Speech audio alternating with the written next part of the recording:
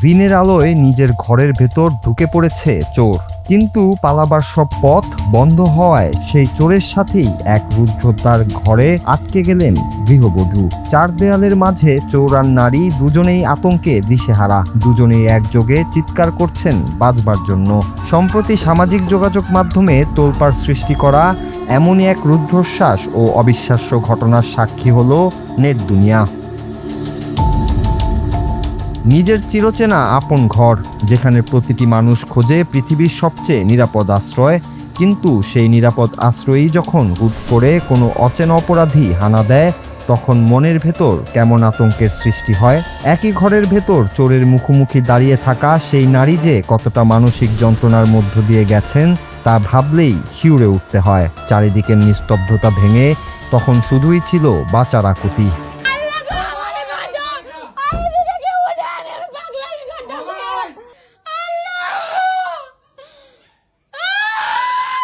Viral হওয়া সেই ভিডিওতে দেখা যায় একটি কক্ষের দরজা বাইরে থেকে শক্ত করে আটকানো, আর তার ভেতরে বন্দী হয়ে আছেন চোর এবং সেই বাড়িরই এক নারী।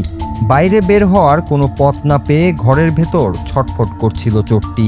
চোরের এমন অস্বাভাবিক ও উগ্র আচরণ দেখে তীব্র আতঙ্কে জানালার সামনে দাঁড়িয়ে গগন বিদারক চিৎকার করতে থাকেন ওই নারী। ঠিক একই সময়ে গণপিটুনির ভয়ে ভেতর থেকে চোরটিও চিৎকার জুড়লে ঘরের ভেতর তৈরি হয় এক নজিরবিহীন ও নাটকীয় পরিস্থিতি।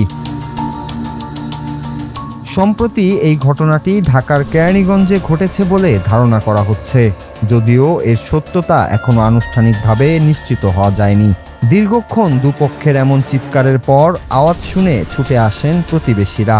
ভিডিওর শেষ অংশে দেখা যায় কয়েকজন তরুণ বাইরে থেকে দরজা খুলে ঘরের ভেতর প্রবেশ করছে, আর দরজা খুলতেই তারা ভেতরে থাকা চোরটিকে ধরে গণধোলাই দিতে দিতে ঘর থেকে বের করে নিয়ে আসে।